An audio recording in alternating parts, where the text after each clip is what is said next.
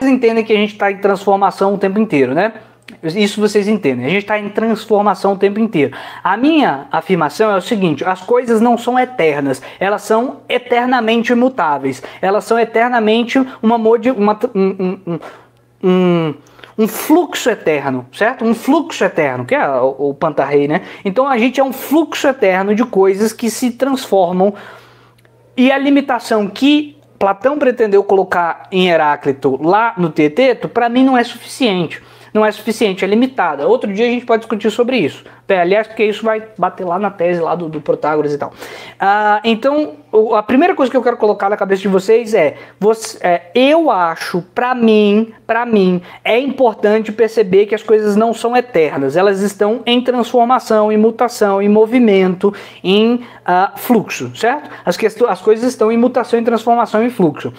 Todas as coisas, não é um âmbito, não é a realidade humana, não é a sociedade, não é o capitalismo, tudo está em constante, em constante movimento e fluxo. Tudo está em constante transformação e fluxo. E veja, embora você me enxergue parado, se eu ficar calado aqui e ficar parado, assim, vou ficar parado. Aí você vai dizer, eu estou vendo que você está parado. Eu estou parado de verdade? Não estou, né? Não estou. Quer dizer, eu, enquanto conjunto que se estrutura e aparece para você de uma certa maneira, ela aparece, a sua percepção capta uma coisa parada. Só que não é só o coração que está mexendo, né? O Pedro apontou, o coração está mexendo. Toda a estrutura que me compõe está em movimento, né? Os átomos, as partículas, está tudo em movimento. Ou seja, o movimento não é incompatível com a estabilidade. O movimento não é incompatível com a estabilidade. Movimento não é incompatível com a estabilidade. Vou dizer a terceira, não sei nem se é a terceira, vou dizer mais uma vez. O movimento, dizer que as coisas estão em movimento, isso não é incompatível com a estabilização das coisas. Então eu estou em movimento e estou estável, né? Estou estável, pelo menos.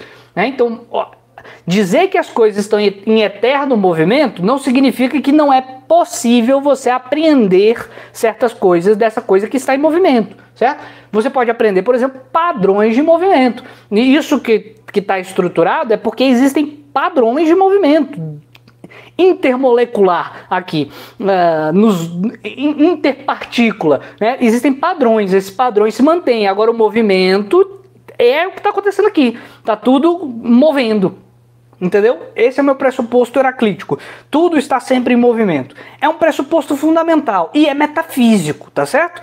É metafísico. Eu estou pressupondo isso. Todas as coisas, na sua estrutura fundamental, elas estão em movimento, tá certo? Isso é um pressuposto metafísico. Vou dizer mais uma vez, é um pressuposto metafísico. Então entre duas posições possíveis da metafísica, eu adoto uma posição.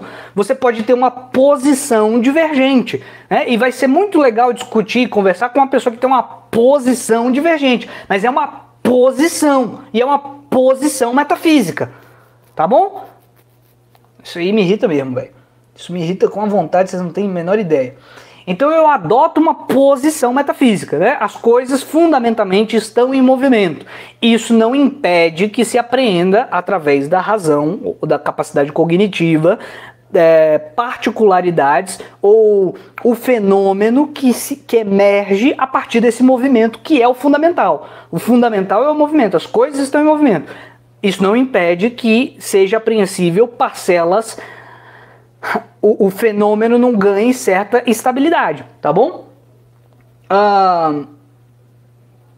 Tá bom, por que essa viagem, né? Por que essa viagem na maionese? Eu sei que isso parece viagem na maionese, porque eu tô falando sobre elementos muito fundamentais. Eu tô indo literalmente para metafísica. Mas para além da metafísica, isso ganha contornos importantes na discussão na discussão sobre os fenômenos sociais, certo?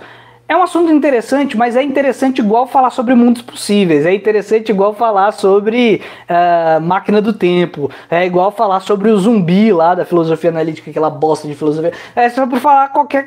É interessante, mas não tem função prática nenhuma. Pois bem, mas aí depois, por que eu tenho que mostrar isso? É porque eu tenho um pressuposto fundamental. Quando você percebe o pressuposto fundamental, aí você vai entender por que eu encaro a realidade como eu encaro.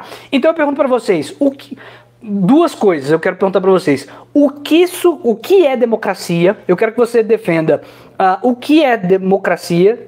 Diga para mim o que você acha que é democracia. E a segunda coisa que eu quero que você discuta comigo é qual é a origem Jefferson, é porque você é avançado, cara. Você já percebe que isso tá na fundamentação de todas as nossas crenças, né? A forma como eu vou decidir agir politicamente, a forma que eu vou me relacionar com os meus amigos, é isso que eu tô dizendo. As pessoas não percebem que isso é um pressuposto. Eu não tenho certeza se tudo fundamentalmente é movimento, mas optar por isso lá no início vai manchar toda a minha visão da realidade. Isso é o pressuposto que as pessoas não enxergam. Eu não tenho vieses, eu sou científico. Eu não tomo posição sobre se o início tudo era movimento ou se o fundamento basilar é o ser em si. Eu não tomo posição, eu nem sei que essa discussão existe. Sim, você não saber e você dizer que você não toma uma posição acerca dessas coisas não muda que no seu inconsciente essa coisa tá lá e a galera não percebe isso. Né? O que o Jefferson está apontando é exatamente o que ele percebe, que isso na verdade é tão importante, que isso vai manchar sua posição lá se você vota no PT ou se você vota no Ciro. Né? Não é que isso vai determinar, mas assim, isso tem influência, tá ligado? Isso tem influência. A sua crença acerca desse tipo de coisa, o seu predisposto acerca desse tipo de coisa, vai influenciar se você vai namorar ou se você não vai namorar, se você vai estudar ou se você vai passear no parque, entendeu? E as pessoas não percebem isso. É isso que é importante de perceber que tem elementos assim que são tão distantes, né, das nossas crenças, que a gente acha que não exerce influência sobre crenças mais específicas. Exerce. Então, duas perguntas. Primeiro, o que é democracia para vocês e como você acha que ela surgiu? Qual você acha que é a causa de surgimento da democracia? E aí vocês vão ver o meu outro pressuposto heraclítico chegando aqui.